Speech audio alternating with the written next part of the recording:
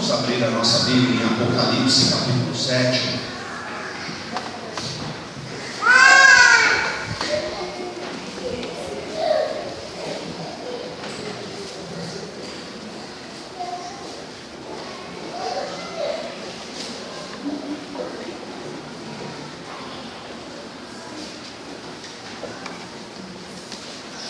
Nas últimas semanas nós meditamos no capítulo 1, 2 e 3 de Apocalipse. Os ensinos dos 3 primeiros de Apocalipse são relacionados diretamente à igreja, às lutas, aos desafios, às vitórias, às tribulações, aos momentos de angústia que a igreja lá do primeiro século e que igrejas ao longo da história vivem. Apocalipse é direcionado a uma igreja sofredora, uma igreja que batalha aqui na terra. Só que nós percebemos que há um movimento a partir do capítulo 4, mostrando a esta igreja que sofre aqui na terra, que Deus trará um momento glorioso àqueles que confessam Jesus como Senhor e Salvador. E neste capítulo 7 é revelado um grande número de discípulos que foram salvos, regenerados, que foram transformados no momento da crise, que foram tocados pela graça do Senhor. E aí, do versículo 9 ao 17, que é o texto da nossa meditação desta noite, estes irmãos, eles são expostos, como vivem, quem são, de onde vêm, quem são essas pessoas. Eu gostaria de ler Apocalipse 7, de 9 a 17.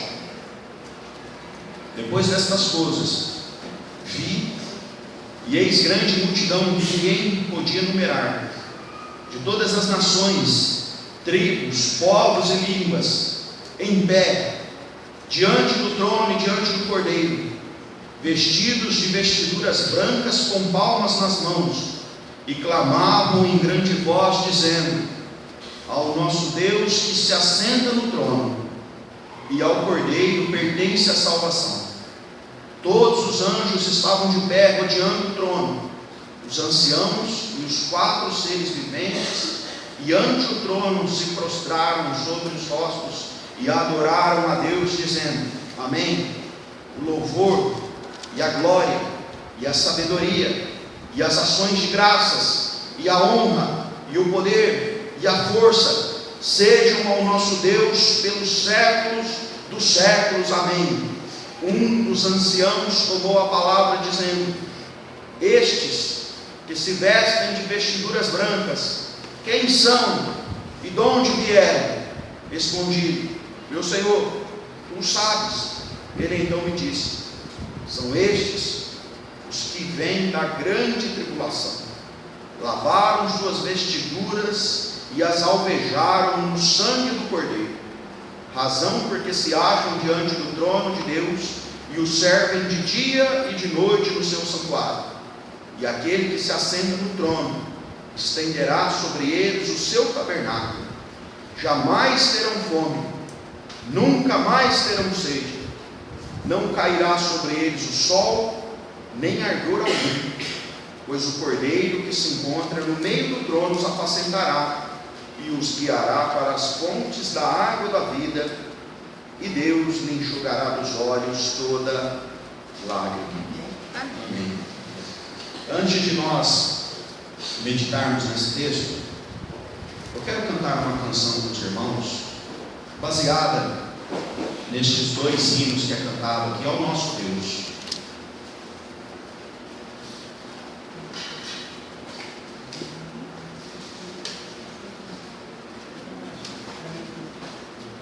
A letra desta música é retirada destes hinos que são cantados aqui, e ela nos faz lembrar deste momento glorioso que o seu povo estará na presença do Senhor.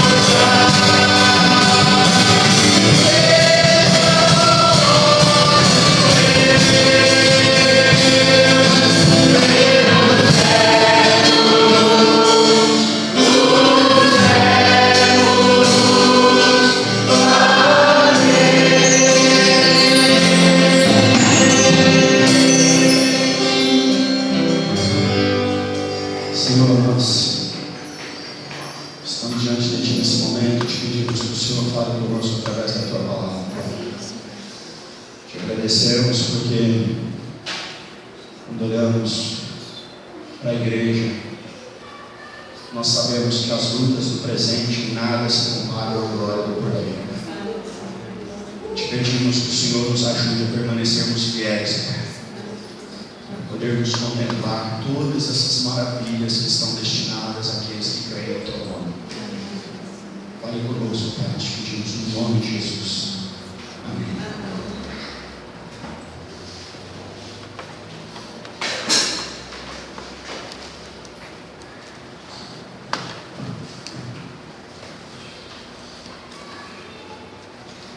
Irmãos, eu quero nesta noite, baseado naquilo que nós estamos falando da igreja nesses últimos domingos, falar sobre a igreja gloriosa de Cristo. Na teologia, nós entendemos que a igreja vive dois momentos: aquele momento da peleja, o momento em que nós vivemos aqui, o momento em que a igreja trabalha ano a ano, dia a dia, década a década, século a século, milênio após milênio, servindo a Deus e proclamando as boas novas de salvação àqueles que vivem nas trevas.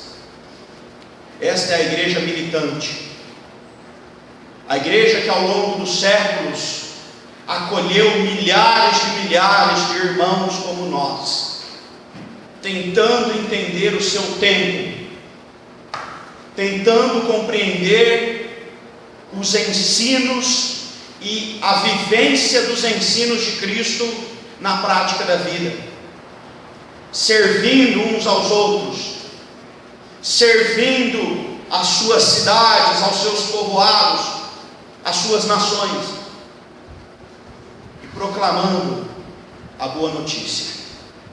Enquanto esta igreja militante faz tudo isso, ela olha para o alto e aguarda a volta de Cristo Jesus. Esta é a igreja que nós vivemos, irmãos. Para muitos, uma igreja cheia de defeitos. Para nós, uma igreja de amados, de resgatados, de irmãos que foram comprados pelo sangue do Filho único de Deus. Meu irmão, minha irmã, a igreja que sofre, que peleja aqui na terra, constituída por gente simples ou gente com grande potencial, constituída por pobres e por ricos, constituída por novos e por velhos, constituída por homens e mulheres, por gente que veio de todos os lados. Esta igreja que sofre e peleja aqui na terra, se ela não olhar para o alto, aguardando firmemente a volta do nosso Senhor, os nossos dias aqui são tenebrosos e tristes. Se olhamos ao lado, ao outro, à frente, ao entorno, e vemos mais defeitos do que qualidades, logo nós abandonamos a caminhada. Se somos perseguidos, mal acolhidos, se somos menosprezados, logo afastamos da comunhão. Infelizmente, ao longo dos séculos, esta igreja que milita se cansou. Vez ou outra nós estamos tão cansados, tão afadigados, tão exaustos, porque é uma batalha longa e árdua, que nós começamos a nos ferir, cansados, desanimados, deitamos, nos acomodamos e aguardamos algo. Mas meu irmão, minha irmã, eu não sei você, mas eu continuo acreditando na igreja. Eu continuo acreditando que aquilo que nós vivemos aqui tem sentido. Eu continuo acreditando que, mesmo que nós nos encontrarmos afadigados, exaustos, cabisbaixos, Deus pode renovar as nossas forças para andarmos no caminho glorioso dele. Amém. Quando você olhar para a igreja militante, quando você olhar para esta igreja que está aqui, e talvez não encontrar muitos elogios, muitas coisas boas, ore ao Senhor para renovar as forças da igreja. Ao longo dos séculos foi assim, meus irmãos. Deus provou do seu amor para com a igreja, não desistindo de abençoar, revitalizar, reacender a chama nos corações daqueles que creem em Jesus. E a igreja chegou até nós. Nós viveremos aqui, se Deus quiser, até o final dos nossos dias. Amém. Nós viveremos aqui pelejando, dobrando os nossos joelhos, servindo, amando e sendo amados, até o último suspiro da nossa vida. Eu e você podemos viver isso porque nós temos um alvo, que não é homem, que não é mulher, que não é líder, que não é placa da igreja. O nosso alvo é Cristo. Amém. Aquilo que é revelado aqui no capítulo 7 de Apocalipse é o resultado disso que nós vivemos aqui. Às vezes nós falamos muito dos acertos e dos erros da igreja, mas nós nos esquecemos de qual é o resultado disso. Muitas vezes num processo as coisas vão se tornando tão desgastantes que nós nos esquecemos o resultado final daquilo que nós nos propomos. Por exemplo, você sonhou em ter um filho ou uma filha, Deus lhe abençoou e lhe deu um filho, 1, 2, 3, 5, 8, 12, não sei quantos. No processo, às vezes no meio de uma doença, às vezes no meio de uma rebeldia, às vezes no meio de uma situação inesperada, você questiona, será que valeu a pena tudo isso? Mas no final das contas nós sabemos que os nossos filhos foram dados por Deus para a glória do próprio Deus. Isso acalenta o nosso coração. Se você sonha em ter uma empresa, planeja ser um trabalhador por conta própria, às vezes você começa a trabalhar, chega uma crise como esta que nós estamos vivendo no Brasil, as coisas não ficam tão boas, fica mais difícil pagar aqui, fica mais difícil administrar ali, e você pensa assim, será que vale a pena prosseguir? Mas no final das contas, Deus abençoa e abre portas diante de você, que você fala, glória a Deus, isso daqui é o Senhor que me deu, é para a glória dele.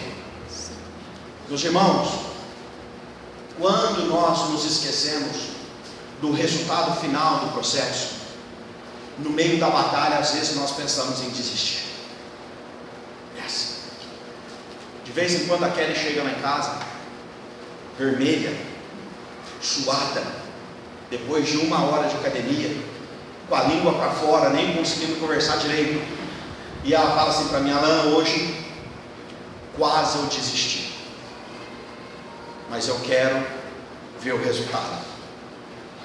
Meus irmãos, quando eu saio daqui para ir visitar a nossa família, a 1000 quilômetros de distância, chega ali por volta de 6 horas de viagem, é uma viagem de 12 a 14 horas, chega ali por volta de 6 horas de viagem, eu falo assim, era mais fácil eu voltar embora.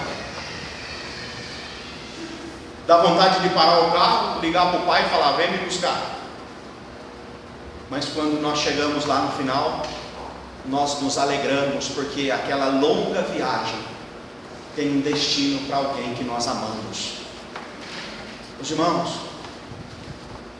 com a igreja é assim também. Se nós não focamos no final, no resultado final, o processo nos derruba. Eu quero te lembrar nesta noite de que o resultado final da igreja é uma multidão de milhares, de que ninguém pode enumerar, de gente de toda nação, tribo, povo e língua, diante do Senhor para adorar. Quando eu leio isso em Apocalipse, o meu coração, ele fica tão maravilhado. Eu não sei você, mas dá uma vontade de conhecer o mundo, não dá? Dá uma vontade de conhecer pessoas de outras culturas, gente de um lugar muito longe. Quantas vezes nós pensamos assim: se eu tivesse dinheiro para poder viajar nesse mundo inteiro, conhecer como que vive o europeu, conhecer como vive uma aldeia lá no interior da África, conhecer como vive aquelas pessoas abarrotando cidades monstruosas lá na Ásia. Meus irmãos, o resultado final da peleja da igreja de Cristo é a união de pessoas de todas as nações, tribos, povos e línguas, adorando aquele que é digno do louvor. Eu quero fazer parte disso. Eu fico imaginando o dia em que a nossa língua, o dia em que a nossa nacionalidade, o dia em que a nossa situação social não fará diferença nenhuma, porque todos nós estaremos apenas com uma veste branca diante do Cordeiro. Glória a Deus. Os irmãos, eu fico imaginando um dia em que nós pudermos olhar para o Senhor e podermos contemplar o resultado dessa peleja dura que nós estamos enfrentando aqui. Poder olhar para um lado, poder olhar para o outro e ver milhares de pessoas que ao longo dos séculos viveram a sua vida para a glória do Senhor. Você já pensou que você vai lidar com alguém que viveu na Idade Média, que nasceu 1000 anos antes de você, que nasceu 5000 anos antes de você? Você vai lidar com alguém que nasceu milionário num grande centro urbano, e você vai lidar com alguém que nasceu miserável, que talvez morreu de fome, mas crendo no Senhor. Você vai poder testemunhar as histórias, contemplar as maravilhas daquilo que Deus fez para mim e para você ao longo dos séculos. Meus irmãos, quando nós olhamos para aquilo que Deus está preparando para nós cremos que vai valer a pena continuar dentro da igreja ao longo da nossa vida. Eu quero te dizer isso.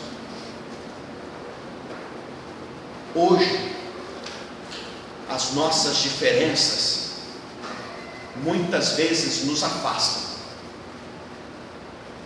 O jeito que somos, de onde viemos, as nossas diferenças muitas vezes não são harmonizadas,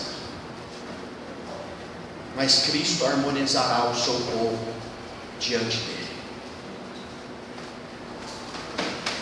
O maravilhoso de notarmos aqui é que para Deus não existe apenas uma nação santa. Para Deus não existe apenas um povo abençoado. Para Deus não existe apenas uma língua que se destaca das demais. Para Deus existem pessoas que são amadas por Ele e que Ele reunirá diante dele. Meu irmão, eu não sei o que isso causa em você, mas em mim. Quando penso nisso, isso aqui me fortalece, me revigora para a caminhada.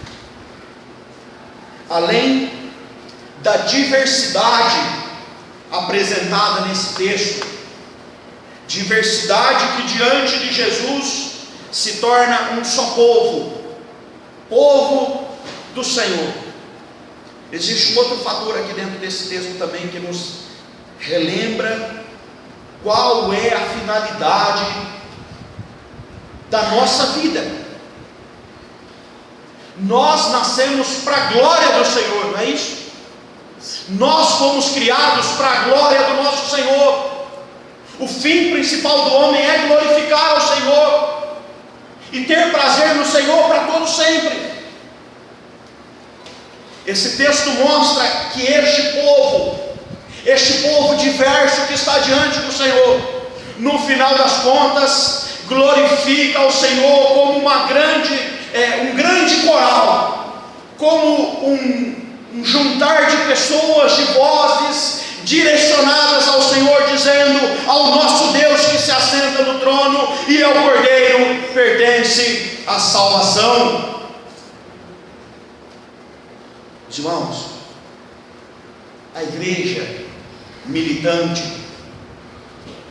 vive pequenos lampejos, talvez como alguém que é fissurado em cinema, alguém que ama ver um filme ali dos Vingadores, dos super-heróis, que espera 1 minuto para ver um trailer que desperta ali nele aquele desejo: eu quero ver isso. Hoje nós temos estes pequenos lampejos do que será viver para a glória do Senhor. De vez em quando eu estou cantando aqui, parece que eu ouço o anjo cantando comigo. De vez em quando eu estou cantando aqui, parece que o envolvimento da igreja, a maneira com que nós estamos conectados uns aos outros, é um pequeno sinal daquilo que está por vir. Não pense no céu como uma situação em que nós vamos ficar cantando 24 horas por dia. Eu fui ensinado assim. A minha professora falava assim para mim: lá no céu a gente vai cantar o dia todo, o tempo todo, todos os tipos de música, sempre cantando com os anjos puxando a música e a gente vai atrás, como que um grande coral ali americano, né? Irmãos, glorificar a Deus não é só cantar. Viver para a glória do Senhor é viver toda a dimensão da sua vida, tudo que você é e que você faz para a glória de Deus.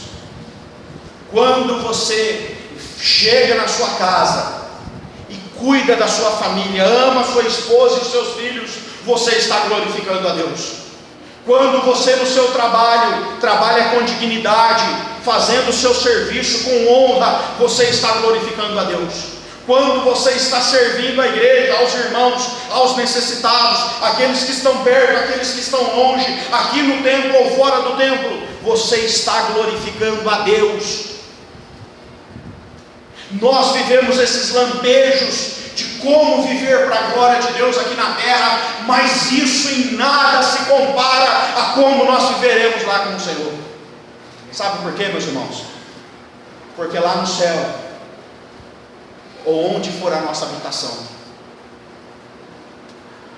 nós não seremos mais limitados pela nossa falta de voz. Nós não seremos mais limitados pelas nossas doenças. Nós não seremos mais limitados pelas nossas fraquezas. Nós não seremos mais limitados pelo nosso desânimo, pelo nosso cansaço. Diante do Senhor poderemos glorificá-lo por todos os dias, porque Ele regenerará um povo para si.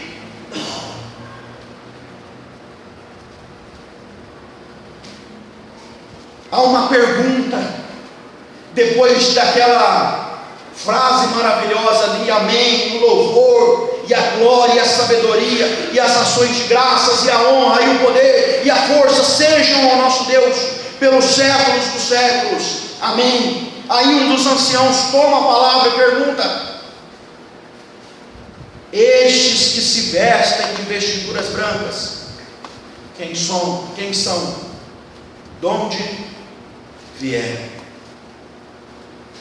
E aí o Senhor responde: esses vêm da grande tribulação, lavaram suas vestiduras e as alvejaram no sangue do Cordeiro, razão porque se acham diante do trono de Deus e o servem de dia e de noite no seu santuário. E aquele que se assenta no trono estenderá sobre eles o seu tabernáculo. Meus irmãos, é tão duro quando alguém deseja estar na comunhão dos irmãos e não pode. É tão difícil quando você acorda num domingo mal, doente, fragilizado. É tão cruel quando nós sabemos que amigos, pessoas queridas, irmãos, familiares nossos, por conta das suas fragilidades e limitações do presente, estão tendo dificuldade de estar na presença do Senhor. Esse texto nos mostra que Deus vai derrubar todas as limitações por terra. O povo comprado pelo sangue do Cordeiro estará diante do Senhor em todos os momentos que o Senhor preparar para nós.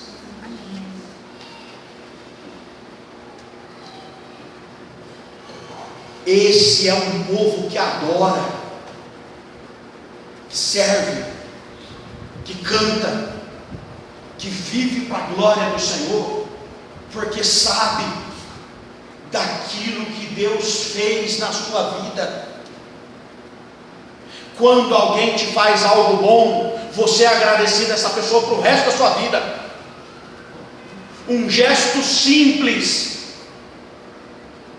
um apoio numa hora difícil, um sustento num dia de enfermidade, uma ajuda financeira quando estava um caos, umas coisas simples trazem sobre a nossa vida uma gratidão por longos anos ou por toda a vida. Não é assim?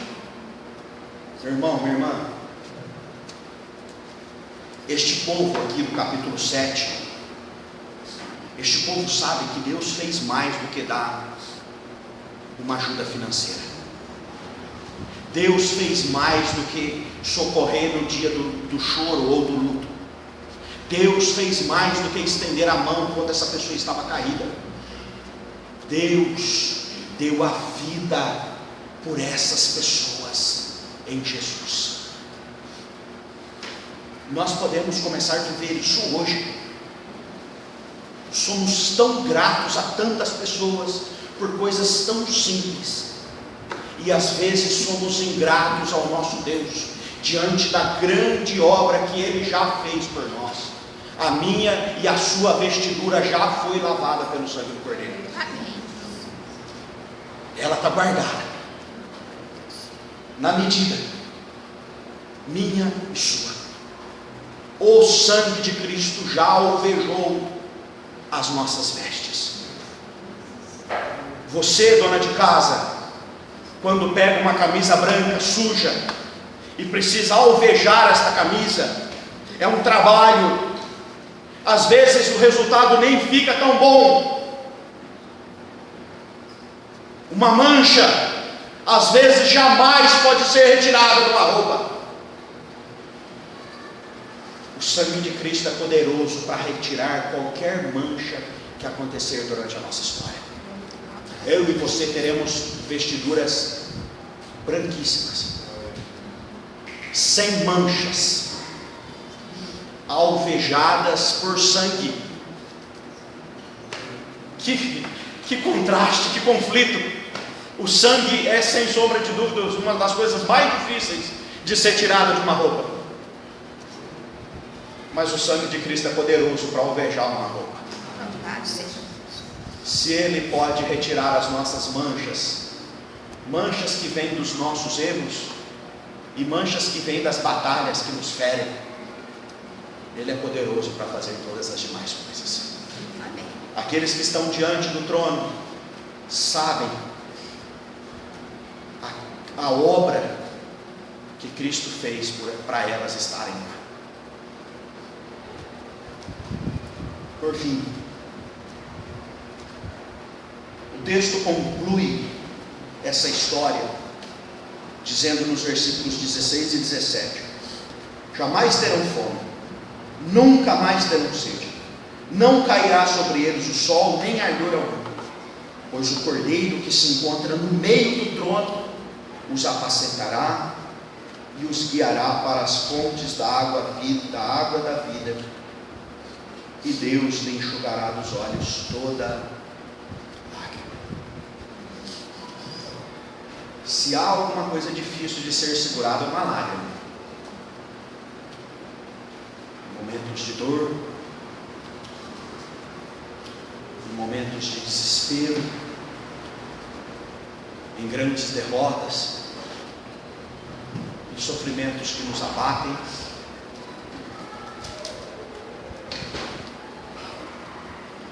no ano passado, um amigo que eu nunca tinha visto chorar me fez uma visita. Diante dos problemas que a sua igreja estava vivendo, pela primeira vez eu vi aquele amigo durão chorando.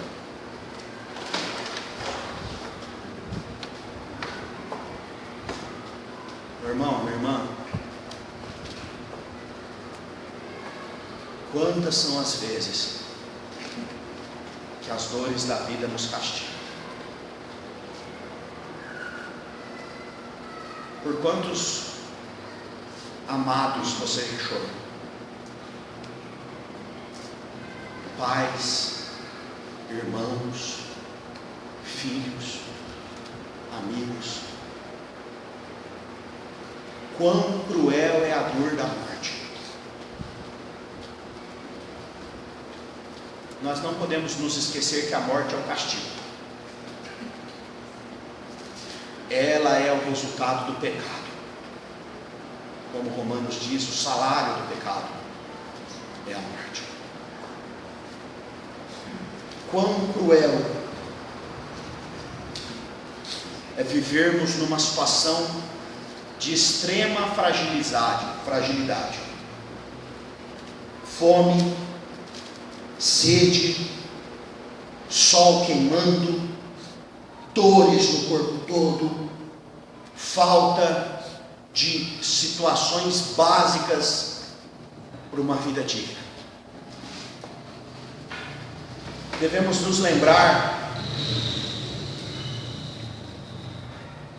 comovidos e comprometidos, que ainda hoje, irmãos nossos, espalhados pelo mundo, sofrem a brutalidade da perseguição religiosa. Irmãos que não têm o mínimo de dignidade para viverem, porque um dia entregaram a sua vida ao Cordeiro. Não podemos nos esquecer jamais aqueles que sofrem pela sua fé, sofrem porque um dia escolheram o caminho que não era o caminho mais fácil. Não podemos nos esquecer jamais daqueles que sofrem no corpo as duras batalhas do Evangelho. Quando olhamos e lemos a história dos apóstolos, percebemos, foram mortos ao fio da espada, foram crucificados até de ponta cabeça. O João, a história diz que ele foi jogado num caldeirão de óleo fervendo. Você já queimou uma parte do seu braço com óleo? Imagine queimar o corpo todo. Meus queridos, a fé em Jesus não é brincadeira, mas a recompensa de viver com Jesus é gloriosa.